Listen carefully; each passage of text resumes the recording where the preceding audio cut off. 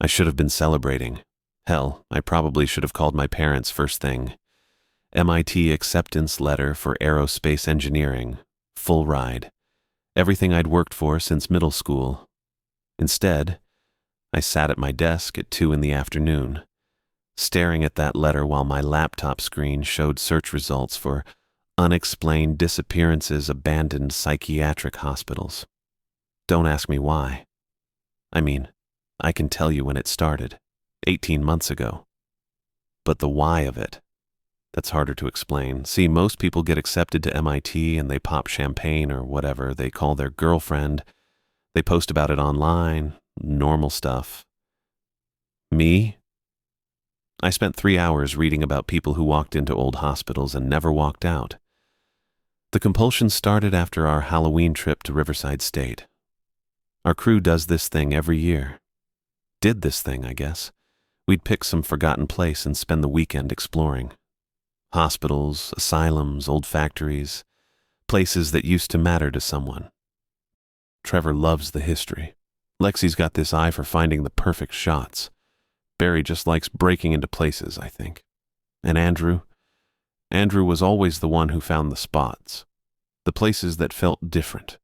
That weekend at Riverside changed everything for me.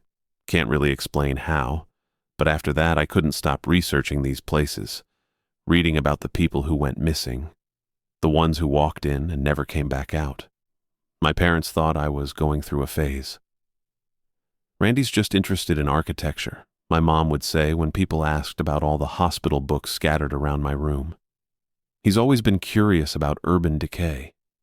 She wasn't wrong exactly, but she wasn't right either. The thing is, I kept finding the same patterns. Young people, urban explorers.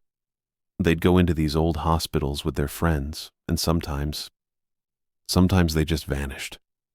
No bodies, no explanations. Just empty sleeping bags and abandoned cameras. I probably read about 50 cases, maybe more. Started keeping spreadsheets, cross-referencing locations with disappearance dates, looking for connections. Normal people don't do that. I know that. But after Riverside, normal felt like something I used to be. The crew still got together for our Halloween tradition. That's what we called it, tradition. Like we were carrying on some family legacy instead of just breaking into abandoned buildings. Trevor would spend weeks researching potential sites. He'd show up with printouts and old newspaper clippings, talking about patient abuse scandals and urban legends. Guy could tell you the construction date of every psychiatric hospital in a 3-state radius. Check this out, he'd say, spreading photos across someone's kitchen table.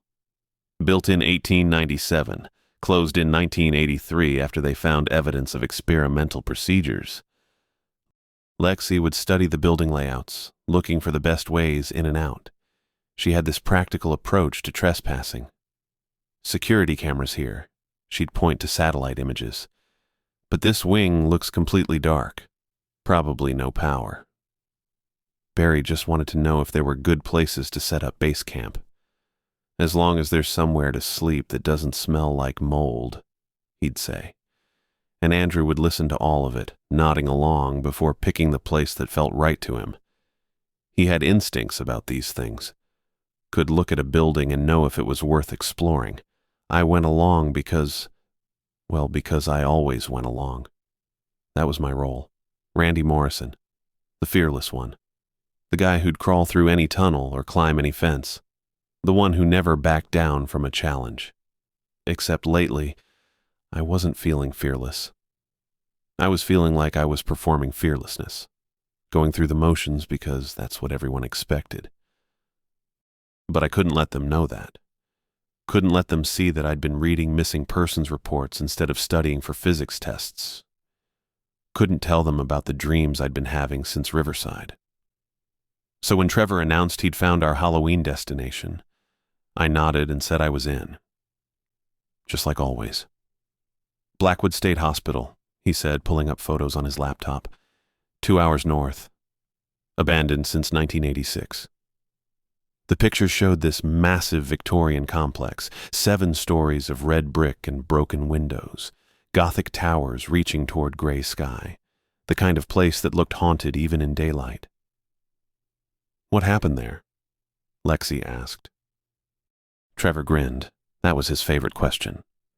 Patient abuse scandal. They were doing experimental treatments, electroshock therapy without anesthesia, isolation chambers. The state shut them down after a newspaper investigation. "Any deaths?" Barry asked. "Officially, a few. But there are reports of patients disappearing from the records. People admitted but never discharged, never transferred. Just gone." I felt that familiar tightness in my chest. The same feeling I got every time I read about unexplained disappearances. "Sounds perfect," Andrew said. "When do we leave?" Halloween weekend, Saturday morning. Andrew picked me up first, then Barry, then Trevor and Lexi. We drove north in Andrew's SUV with our gear piled in the back, sleeping bags, flashlights, cameras, enough food for 2 days. The drive took us through small towns that looked like they'd been forgotten around the same time as the hospital. Empty main streets, boarded storefronts, the kind of places that used to have a reason to exist. "You're quiet today," Lexi said from the seat beside me, "just thinking." "About what?" "About how many people had driven this same route to explore Blackwood. About how many of them made it home." "School stuff," I said instead. She nodded and went back to reading Trevor's research folder. I stared out the window and tried to convince myself this was just another weekend adventure, just another abandoned building to explore and document and leave behind. But I knew better, had known better since Riverside. The hospital appeared through the trees like something from a nightmare. 7 stories of dark brick and empty windows, Gothic towers with pointed roofs, the kind of architecture designed to intimidate. "Jesus," Barry said from the front seat. "That thing's huge." Trevor was already taking pictures through the window. Victorian institutional design. They built these places to look imposing, part of the treatment philosophy. Andrew pulled into a parking area about a 1/4 mile from the main building. Close enough to carry our gear, far enough to avoid any security patrols. "Fence looks solid," Lexi observed, studying the perimeter through binoculars. "I found a gap on the north side," Andrew said. "Satellite images show a section where the chain link is bent up. Should be big enough to squeeze through." We gathered our gear and followed Andrew through the woods. The fence was 8 feet high with razor wire on top, but just like he said, there was a gap where someone had peeled the chain link back. Andrew went through first, then helped pass our equipment to the other side. Trevor documented everything with his camera. Barry and Lexi joked about getting arrested for trespassing. I went through last, feeling like I was crossing some kind of threshold, not just into the hospital grounds, into something I wouldn't be able to take back. The main building loomed ahead of us. 7 stories of broken windows that caught the afternoon light like dead eyes. Some of the windows had glass. Others were just dark openings leading into darkness. "Place gives me the creeps," Barry said. "That's the point," Trevor replied, still taking pictures. "These institutions were designed to be intimidating, break down the patient's resistance." But it wasn't just intimidating. It was oppressive. Like the building was watching us approach, studying us, learning about us. I found myself moving closer to the group, staying within arm's reach of Andrew and Lexi. Not because I was scared exactly, but because something about Blackwood made me want to stay close to the people I trusted. The building seemed to grow larger as we approached, its shadow stretching across the overgrown grounds like a dark promise. Andrew found us the basement window he'd scouted online. Corner of the building, half hidden behind overgrown bushes that scratched at our jackets as we pushed through. The window itself was just a black rectangle where glass used to be. "Ladies first," Barry said, grinning at Lexi. She rolled her eyes. "How about leaders first?" Andrew dropped his pack and swung his legs through, disappeared into the darkness below. We heard his boots hit concrete, then his voice echoing up from inside. "Clear. Pass the gear down." I handed him my sleeping bag first, then my backpack. One by one, we all climbed through. Me last, as usual. Something about going first into dark places that I don't know. Call it caution. The basement felt wrong from the moment my feet touched the floor. Not cold exactly, not scary in any obvious way. Just wrong. The air tasted stale and metallic like old pennies. And the silence. Hell, I've been in plenty of abandoned buildings, but this was different. Sound died here. Our voices came out normal but got swallowed up fast, like the building was eating them. When Barry dropped his flashlight, the clatter should have echoed through the whole basement. Instead, it just went thunk and stopped. Dead sound and dead air. Weird acoustics, Trevor said, testing his voice. Hello? Hello? Nothing came back. No echo at all. Andrew already had his flashlight out, sweeping the beam across the basement. Rows of storage rooms lined both sides of the corridor. Most doors stood open, showing empty shelves and decades of dust. The floor was that institutional linoleum they used everywhere back then. Green with little black flecks, curled up at the edges where water damage had gotten underneath. This way, Andrew said, heading toward a stairwell at the far end. We followed in single file. Our footsteps should have echoed, should have bounced off the concrete walls and carried through the building. Instead, they just absorbed, like walking on thick carpet, except we weren't. The stairwell was worse. Metal steps, the kind that always ring and clang when you walk on them. These just went thud, thud, thud, muffled and flat. Trevor kept testing it, stomping harder than necessary, trying to get some kind of normal sound out of them. It's like the whole place is wrapped in cotton, he said. Lexi had her camera out, filming everything. Maybe it's the humidity. Old buildings hold moisture weird. Maybe. But I've been in plenty of humid basements. This felt different, like the building was listening to us, absorbing every sound we made and filing it away somewhere. First floor wasn't much better. Long corridors stretched in both directions from the stairwell, doors every 10 feet or so, most of them standing open. Patient rooms, I figured. Small windows at the far end of each hallway let in enough afternoon light to see without flashlights. The paint was peeling everywhere, big sheets of it hanging off the walls like dead skin. Underneath, the plaster was stained yellow and brown from decades of water leaks. Some of the stains looked almost like faces if you stared too long. I didn't stare. Medical equipment scattered the hallways, wheelchairs with broken wheels, gurneys missing their mattresses, IV stands that someone had knocked over and never picked up, everything covered in rust and dust and whatever else accumulates when a place sits empty for 30+ years. Jesus, Barry said, poking at an old ECT machine with his foot. Look at this thing. Trevor was already filming it. Electroconvulsive therapy. They used these through the 70s and 80s, supposed to help with severe depression and psychosis. Did it work? Sometimes. Sometimes it just fried people's brains. We moved through the building like tourists in a museum, room by room, floor by floor, checking out the old nursing stations with their thick glass windows, the group therapy rooms with chairs still arranged in circles, the hydrotherapy room with its massive tubs and overhead shower nozzles, everything covered in that same thick silence. By the time we reached the old cafeteria on the second floor, the sun was getting low. Orange light slanted through the broken windows, casting long shadows across overturned tables and scattered chairs. "This'll work," Andrew said, dropping his pack near the windows. The cafeteria was huge, big enough for maybe 200 people. Kitchen on one side, serving line still intact with its metal counters and heat lamps. Someone had spray-painted graffiti on the walls over the years. Mostly just names and dates. Class of '99 was here. That kind of thing. We set up our sleeping bags in a rough circle near the windows.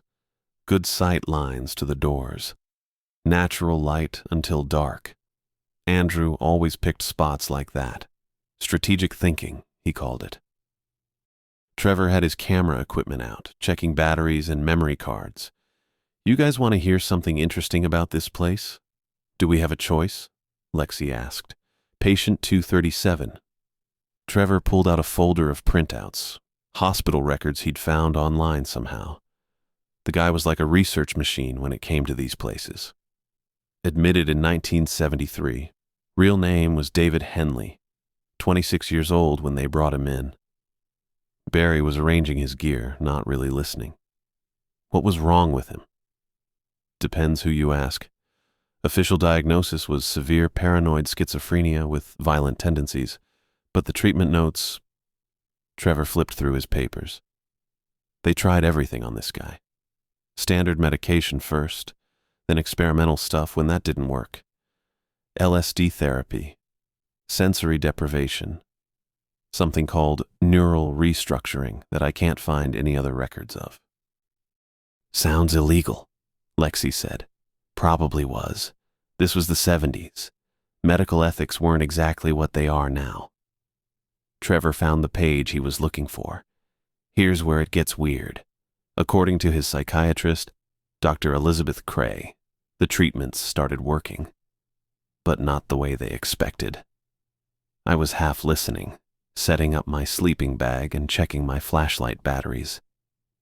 But something in Trevor's voice made me pay attention. What do you mean? Patient 237 started influencing people, other patients at first. They'd do things they wouldn't normally do, hurt themselves, attack other patients, always after spending time with 237. Come on, Barry said. Crazy people in a mental hospital acting crazy. What a shock. That's what Dr. Cray thought at first. Then it started happening to the staff. Trevor's voice got quieter. Nurses would find themselves standing in supply closets with no memory of how they got there. Orderlies would wake up in the middle of the night and walk to 237's room without knowing why. One maintenance guy tried to hang himself in the basement, said he had to do it, that someone was making him. The cafeteria felt colder suddenly. Late afternoon shadows were getting longer. So what happened to him? I asked. That's the thing. He just disappeared. December 15th, 1977. Found his room empty in the morning. Door was still locked from the outside. Window was painted shut and had bars on it. Security cameras showed no one leaving his floor all night. Maybe he bribed a guard, Lexi suggested. Maybe. Or maybe he learned how to make people do things they didn't want to do, including unlock doors and forget they did it. Trevor was in full storytelling mode now. The guy loved this stuff, urban legends and ghost stories and weird historical mysteries. Usually it was entertaining. Tonight it felt different. According to the records, 237 looked completely normal during the day. Talked to doctors, ate his meals, participated in group therapy. But at night, Trevor paused for effect. Night staff reported his eyes reflected light, like an animal's, and patients in nearby rooms complained about him talking to them through the walls, except his lips never moved. Bullshit, Barry said, but he said it quiet. Maybe, but here's what's not bullshit. 7 other patients disappeared over the next 6 months, all from rooms near where 237 used to be housed, and all the disappearances happened on the same floor we're planning to explore tonight. The silence that followed felt heavier than the building's weird acoustics. Outside, the sun was setting behind the trees. Orange light was fading to purple. That's when Andrew spoke up. He'd been quiet through Trevor's whole story, just sitting on his sleeping bag staring out the windows. Now he turned to look at us, and his expression was serious in a way I'd never seen before. You know what I think? He said. I think some of these urban legends start with real events, real people, real places that absorb too much trauma and pain. We all stared at him. Andrew was the skeptical one, the practical leader who made fun of ghost stories and kept us focused on the actual exploration. I mean, think about it, he continued. This place housed thousands of people over the decades, people who were suffering, scared, desperate. Some of them died here, and not all of them died peacefully. So you're saying the building is haunted? Lexi asked. I'm saying places like this retain imprints, psychic impressions of what happened here. And sometimes those impressions can influence people who are sensitive to them. The way he said it, dead serious, no trace of his usual humor. Andrew, I said, you feeling okay? He didn't answer right away, just kept staring toward the cafeteria entrance, like he was listening for something. Yeah, he said finally. I'm fine. But he wasn't looking at me when he said it. He was looking at the stairwell door, and his expression was, I don't know, focused. Like he was waiting for something to happen. I don't know what time the others fell asleep. Maybe 11. Maybe midnight. I lay there in my sleeping bag, listening to Trevor's soft snoring and Barry's occasional mumble. Lexi breathed quiet and steady near the windows. Normal sleep sounds, the kind you'd hear on any camping trip. But Andrew wasn't sleeping. I could hear him moving around the cafeteria, not restless, tossing, or trying to get comfortable. Deliberate steps, measured. He was pacing between the overturned tables like he was walking a patrol route. I kept my eyes closed at first. Figured maybe he needed to use the bathroom or check something. Hell, maybe he couldn't sleep either. But the pacing continued. Step, step, step, pause. Step, step, step in the other direction. Always the same rhythm. I cracked my eyes open just enough to see through my lashes. Andrew was silhouetted against the windows, moving back and forth in a straight line. His shoulders were rigid. His head turned side to side like he was scanning for something. But scanning for what? We were the only ones here. The pacing went on for maybe 20 minutes. I thought about saying something, ask if he was okay, but something about his posture stopped me. The way he moved, too focused, too intent, like he was listening for something the rest of us couldn't hear. Eventually, the footsteps stopped.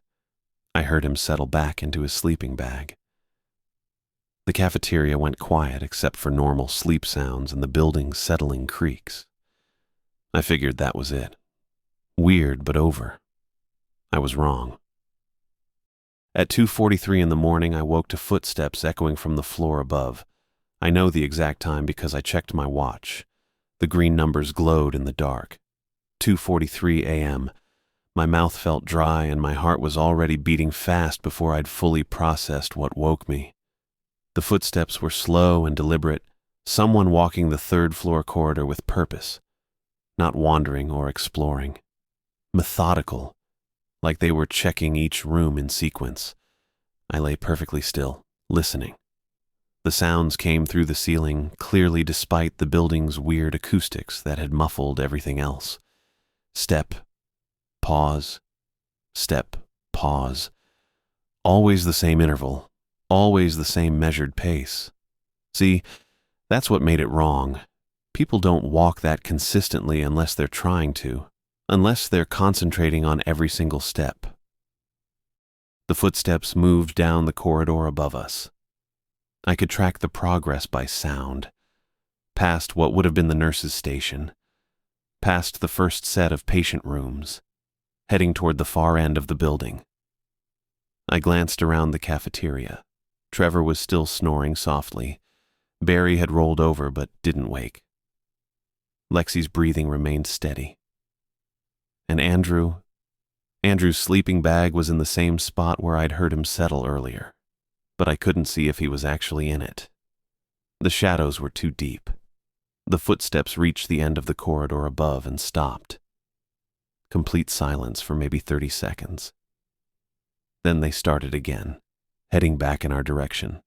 Same pace, same deliberate rhythm. That's when I realized whoever was up there was doing exactly what Andrew had been doing down here. Pacing, back and forth, but 3 floors up. I eased myself up on one elbow and looked toward the windows. The third-floor windows were visible from our position, dark rectangles against the slightly lighter sky. Most of them anyway.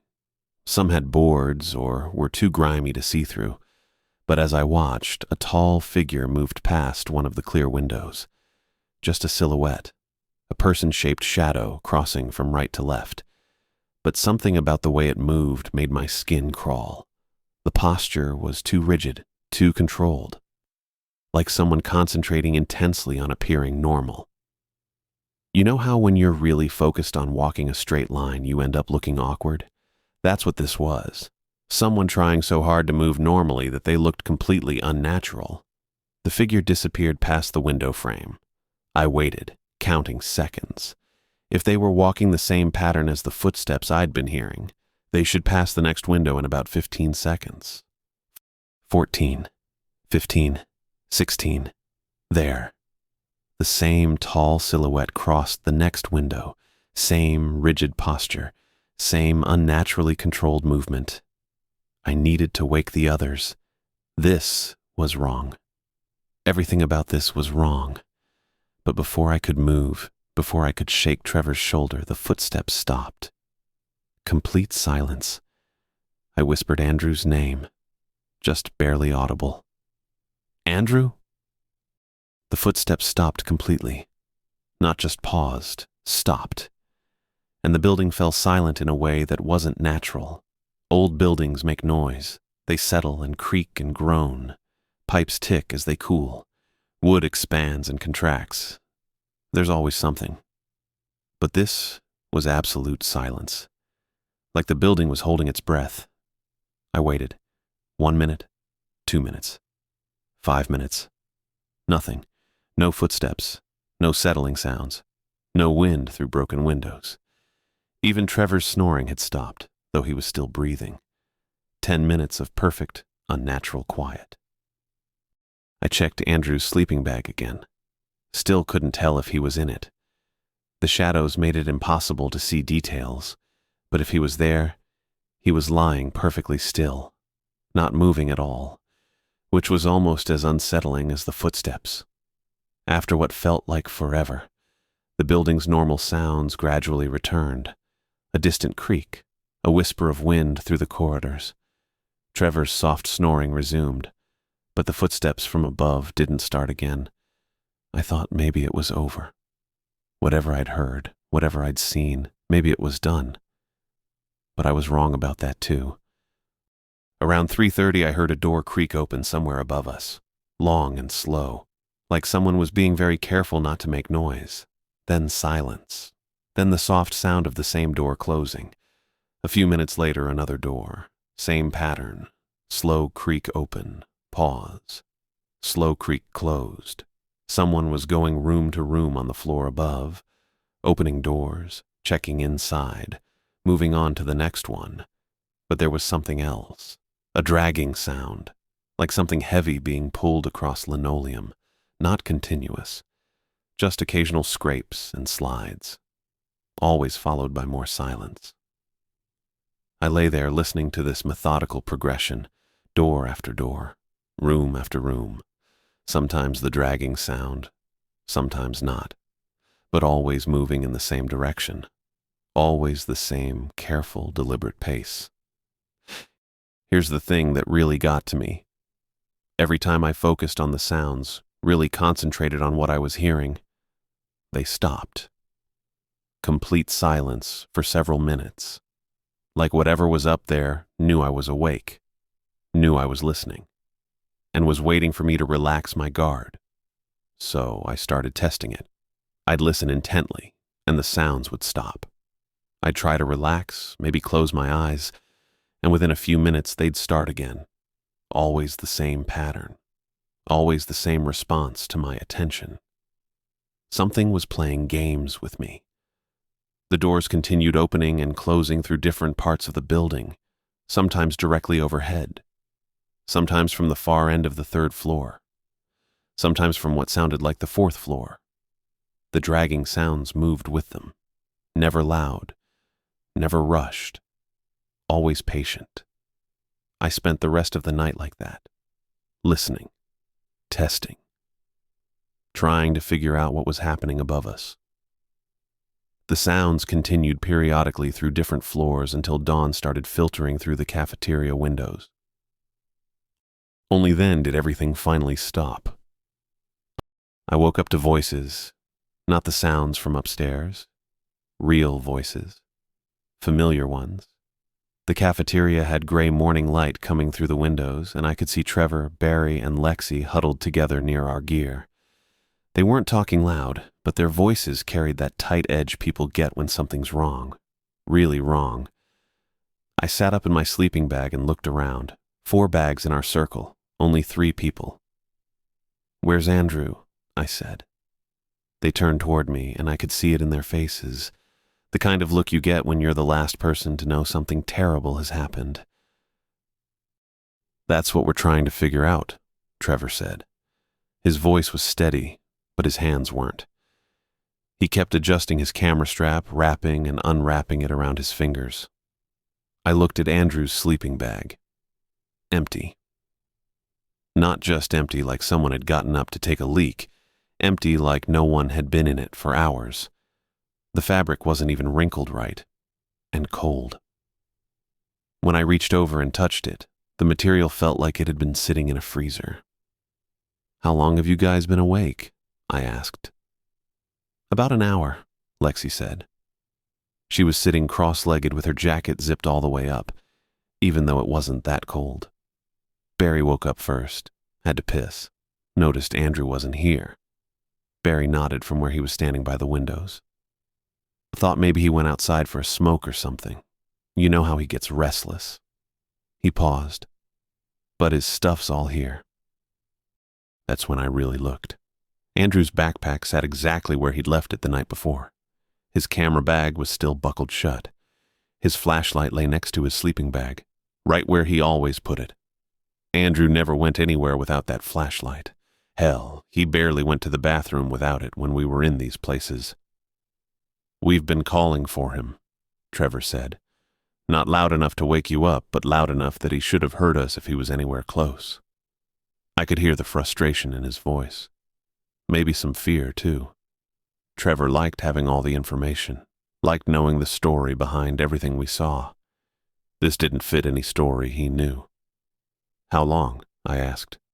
30 minutes, maybe a little more," Lexi said. "We started quiet, then got louder. Nothing." I sat there in my sleeping bag, trying to piece it together. Andrew wouldn't just wander off. Not without telling someone. Not without his gear. The guy was careful about everything, paranoid even. That's what made him good at this. But I kept thinking about those footsteps, the methodical pacing upstairs, the way everything went silent when I called his name. "There's something I need to tell you guys," I said. They all turned toward me, waiting. I didn't want to say it. Part of me thought if I kept quiet, maybe Andrew would just show up with some reasonable explanation. Maybe he'd found something interesting on another floor and lost track of time. Maybe he was testing us, seeing how we'd handle his absence. But his sleeping bag was cold. "I heard someone moving around upstairs last night," I said. "Starting around 2:30. Footsteps in the hallway above us, doors opening and closing. Someone was checking rooms." Trevor lowered his camera. "You sure it wasn't Andrew?" Maybe he couldn't sleep, decided to explore. I shook my head. I thought that at first, but the footsteps were wrong. Too regular, too deliberate. And when I called Andrew's name, everything stopped. Complete silence for 10 minutes. "You called his name?" Barry asked. "Last night?" "Yeah," whispered it. Soon as I did, all the sounds stopped. Lexi was looking at me with this expression I couldn't read. Not surprised, exactly. More like she was putting pieces together. "Randy," she said. "Andrew hasn't been sleeping well lately." "What do you mean?" She glanced at Trevor and Barry, then back at me. "He's been having nightmares, bad ones. Started maybe 3 weeks ago.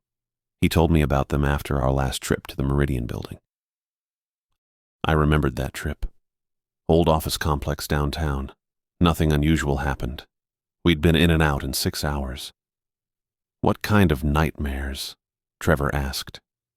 He said he kept dreaming about being watched, someone following him through empty buildings, staying just out of sight.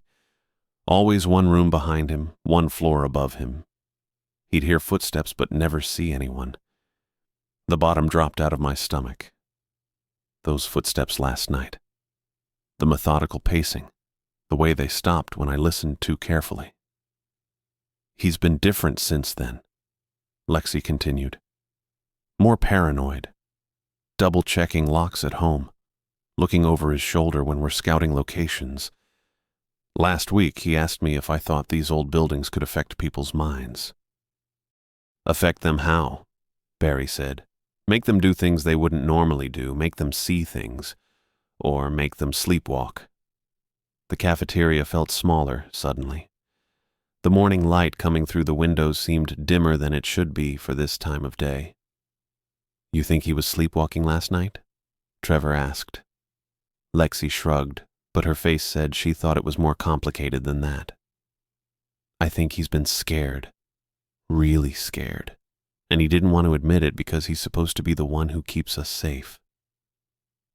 I thought about Andrew's behavior yesterday, the way he'd supported Trevor's story about patient 237, how he'd talked about buildings retaining psychic impressions. Andrew never talked like that. Andrew was practical, skeptical, the kind of guy who checked every lock twice and always had a backup plan. But last night he'd been pacing around the cafeteria while the rest of us slept. I'd seen him moving between the tables like he was on guard duty, like he was waiting for something. So, what are we saying here? Barry asked. That Andrew had some kind of episode and wandered off into the building. I'm saying Andrew knows these places better than any of us, Lexi said. He's been exploring abandoned buildings for 5 years. He doesn't get lost. He doesn't panic. He doesn't leave his gear behind. She was right. Andrew had instincts for this stuff. He could find his way out of a building in the dark, could sense when a floor was unstable or when security was about to show up. If he was missing, it wasn't because he'd made some rookie mistake. Maybe he found something, Trevor suggested. Something worth investigating without waking us up. Without his flashlight, I said. Trevor didn't have an answer for that. We sat there in the gray morning light, not saying what we were all thinking. That Andrew was gone. Not lost. Gone. And that whatever I'd heard moving through the upper floors might have had something to do with it. I kept looking at his empty sleeping bag. The way the fabric lay flat and cold. Like no one had ever been in it at all. The building felt different now. Yesterday it had been oppressive, sure. Heavy with all the suffering that had happened here. But this morning it felt actively hostile. Like something was watching us from the shadows of those long corridors. Something that had taken Andrew and was waiting to see what we'd do next. The hospital wasn't just abandoned anymore. It was occupied. We had to split up. Wasn't really a choice anymore. Randy and I'll take the basement, Lexi said, shouldering her pack. You guys start with the main floors. Trevor nodded, already pulling out his camera. We'll work our way up, floor by floor. Barry grabbed his flashlight. Meet back here in 3 hours? 2, I said. If we don't find anything in 2 hours, we regroup. See, that's the thing about panic. It makes you feel like you're doing something useful when really you're just burning time. We all knew Andrew wouldn't be hiding in some corner, waiting for us to stumble across him. But searching felt better than sitting in that cafeteria, staring at his empty sleeping bag. The basement felt different going back down. Colder, maybe. Or maybe I was just paying attention to things I'd ignored before. Lexi went first this time. I followed her flashlight beam as we worked through the storage rooms, calling Andrew's name every few minutes. Our voices got swallowed up by those weird acoustics, same as the night before. Like the building was absorbing the sound before it could travel. Andrew! Lexi shouted into a room full of broken filing cabinets. Andrew, where are you? Nothing came back. Not even an echo. We checked every room methodically.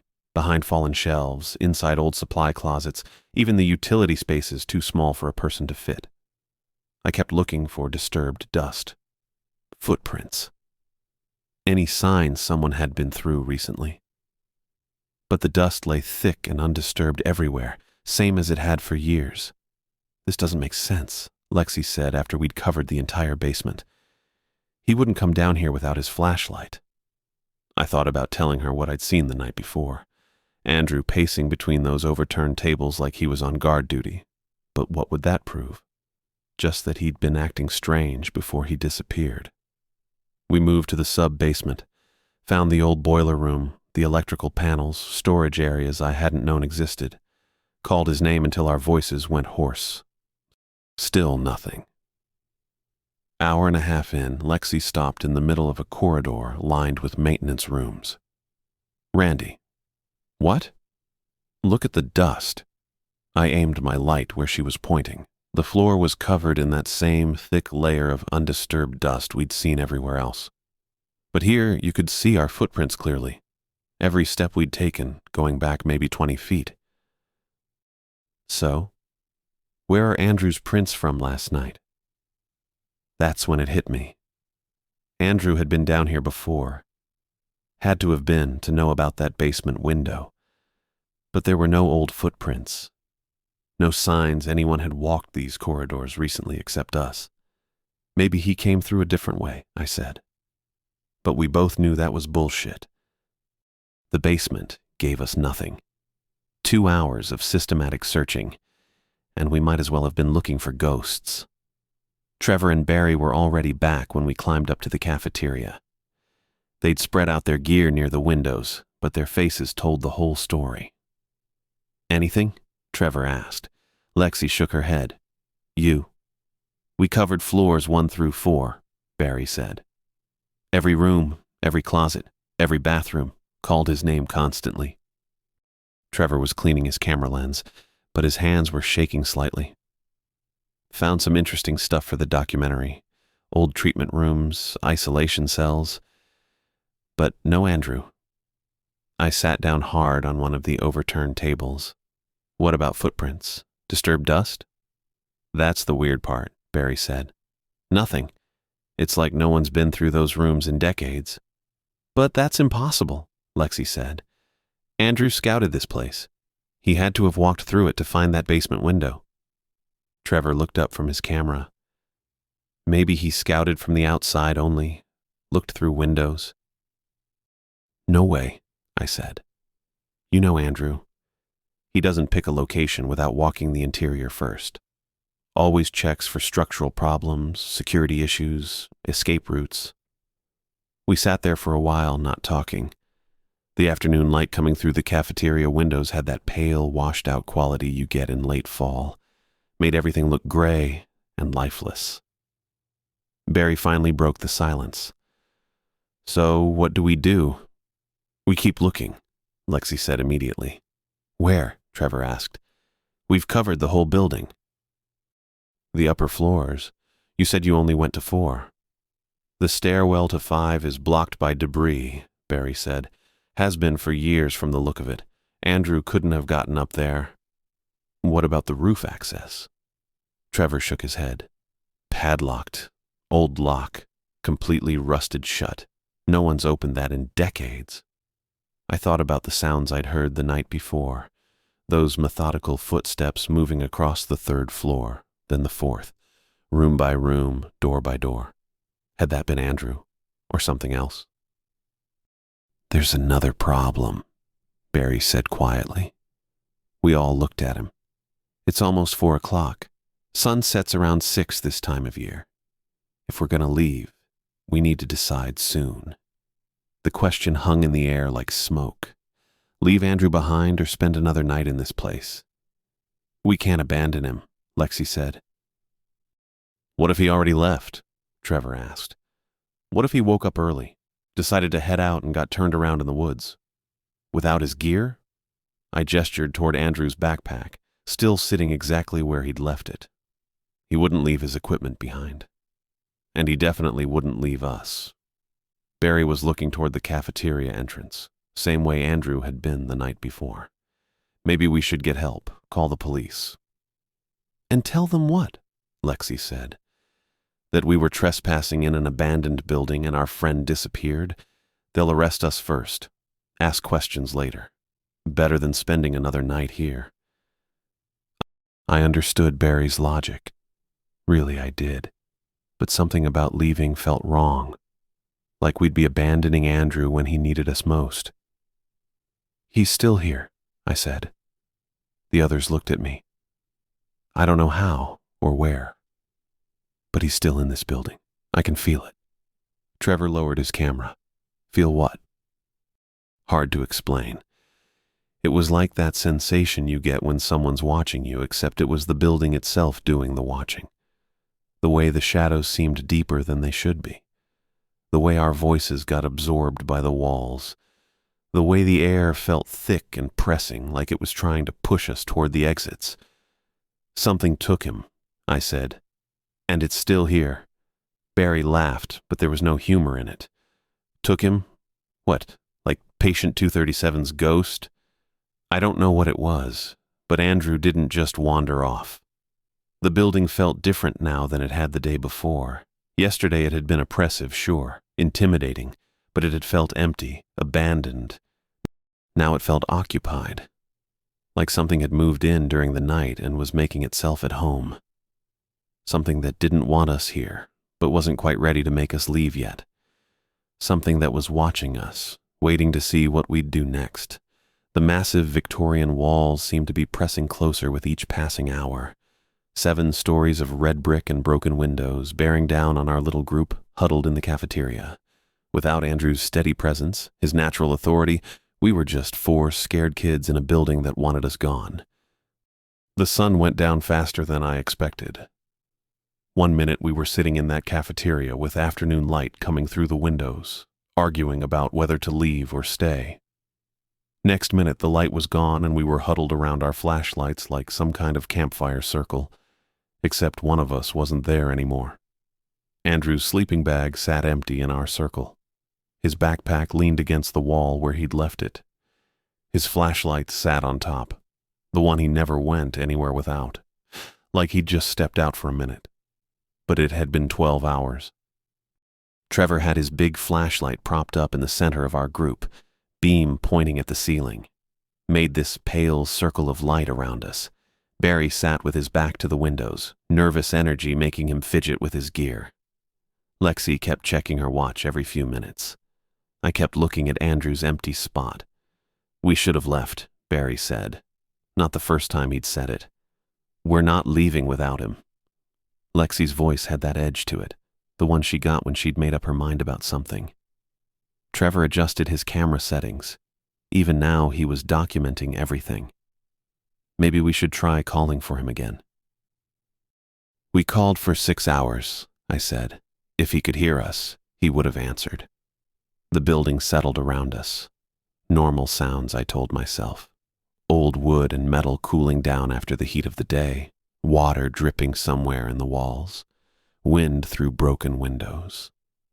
But I kept thinking about those footsteps from the night before, measured and deliberate, like someone patrolling, like someone hunting. That's when the sound started again. First, it was just creaking from somewhere above us. 3rd floor, maybe 4th. Could have been the building settling, except the rhythm was too regular, too purposeful. Then I heard the voice. Help me. Faint, distant, but definitely words. We all froze. Trevor's hand stopped moving on his camera.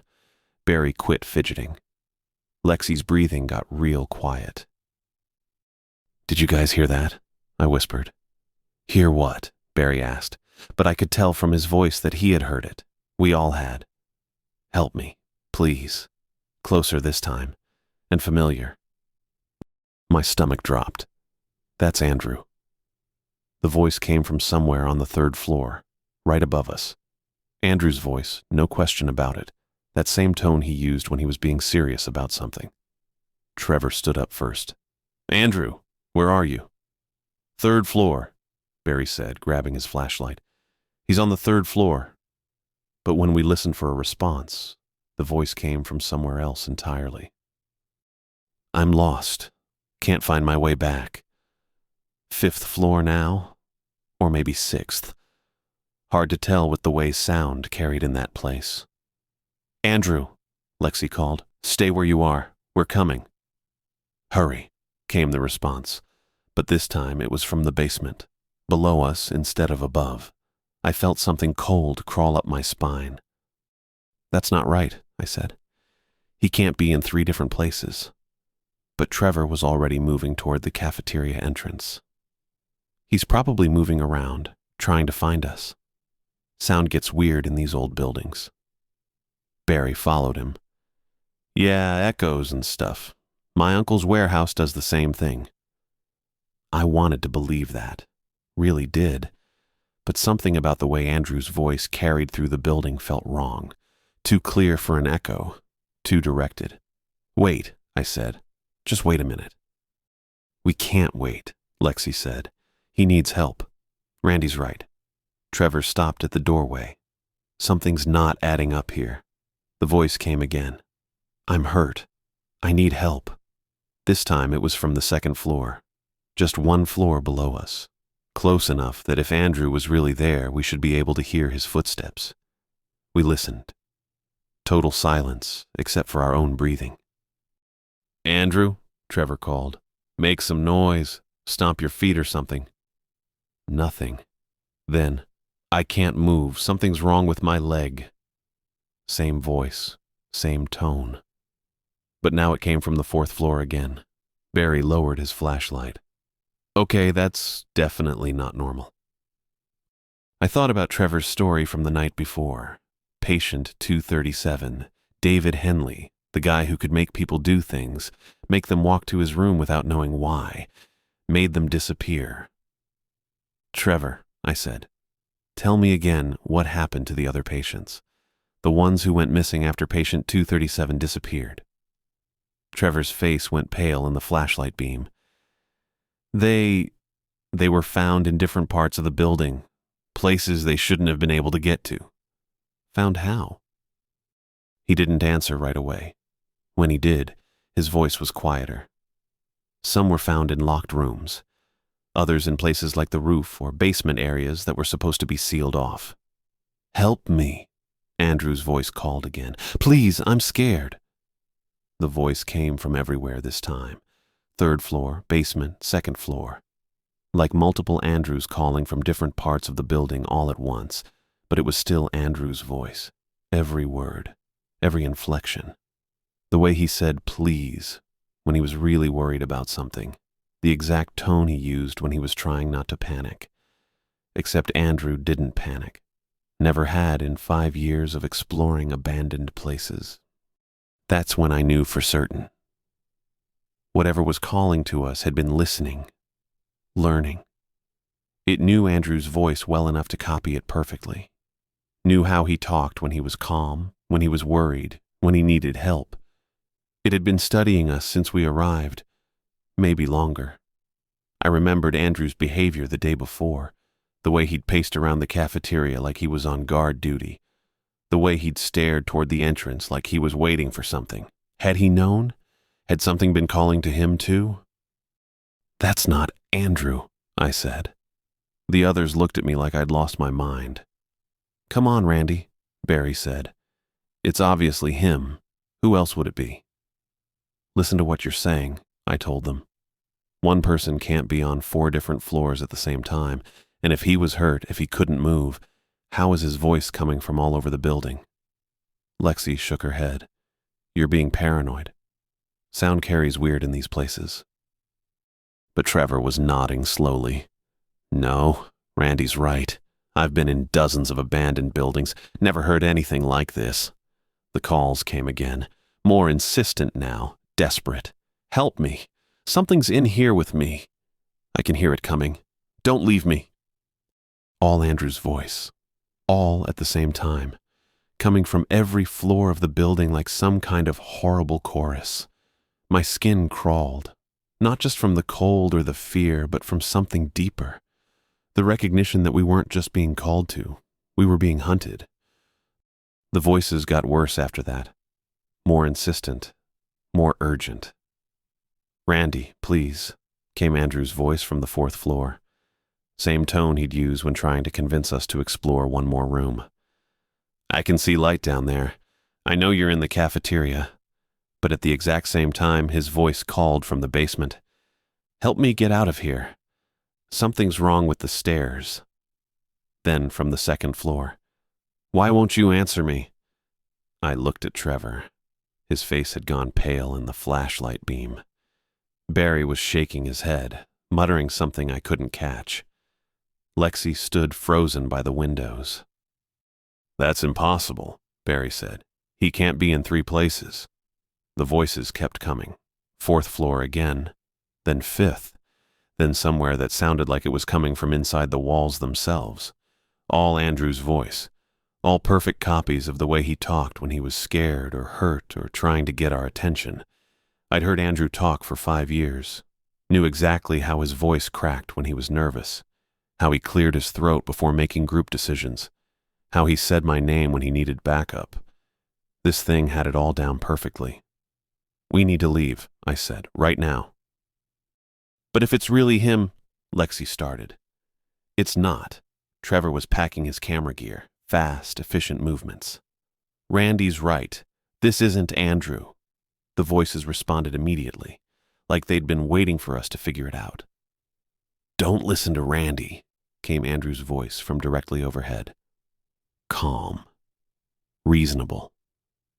"You know how he gets paranoid about these places? Remember what happened at Riverside?" I felt my stomach drop. Only Andrew knew about Riverside, about what I'd seen there that started all this research, about the dreams I'd been having. "Please," the voice continued from above us. "I'm hurt. Something's in here with me. Don't leave me alone." But now there were more voices, not just from different floors, multiple Andrews speaking at once, overlapping, creating a chorus of our missing friend pleading for help from impossible locations. See, that's when I understood what we were dealing with, not just something that could copy voices, something that had been studying us since we arrived, learning how we talked to each other, how we moved, what scared us. It knew about Riverside because it had been watching Andrew, listening to him pace around the cafeteria all night like a guard dog, learning everything he knew about us. "We have to go," I said again, louder this time. Barry was already shouldering his pack. "How do we know it won't follow us?" Good question. I didn't have an answer. The Andrew voices were getting closer now, not just from other floors, from the corridor outside the cafeteria, from the kitchen area behind us, like whatever was making them was moving through the building, surrounding us. "Randy," came Andrew's voice from the cafeteria entrance. "I can see your light. I'm coming to you." But there was no one there, just darkness beyond our flashlight beams. Trevor finished packing. Lexi grabbed her sleeping bag. We all looked toward the entrance where Andrew's voice had come from. Nothing moved in the shadows.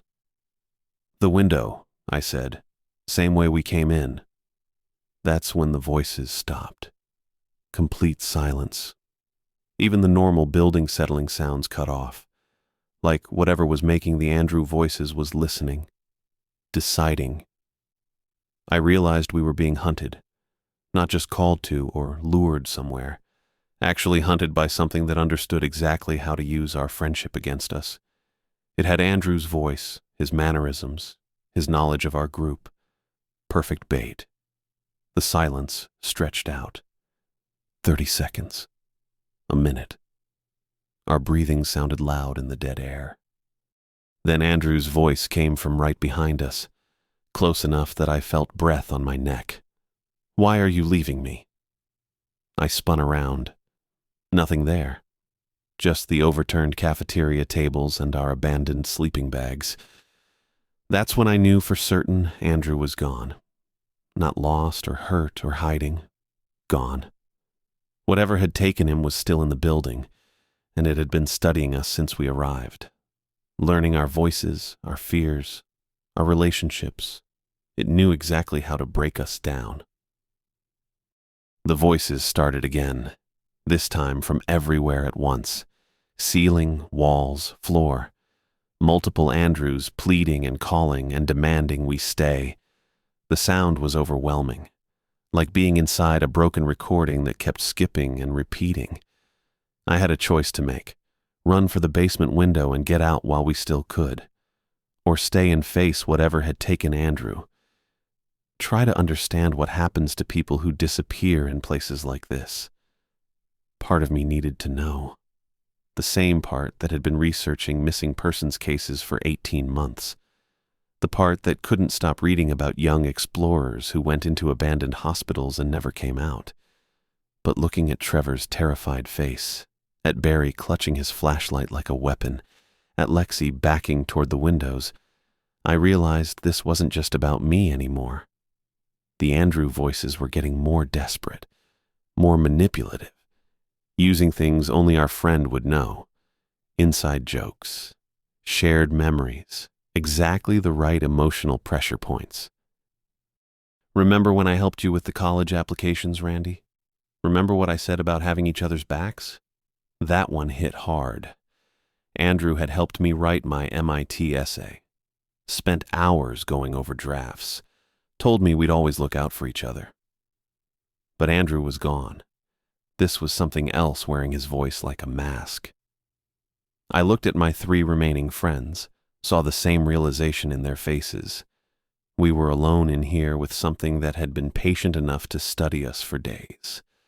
Something that knew exactly how to use our friendship as a weapon. The hospital felt different now. Not just oppressive or threatening, actively malicious. Like the building itself had developed a hunger and was using Andrew's voice to feed it. I had to choose. Run and always wonder what happened to Andrew, or stay and probably join him in whatever fate he'd found. The voices kept calling, perfect mimicry of our missing friend, drawing us deeper into the building with every word.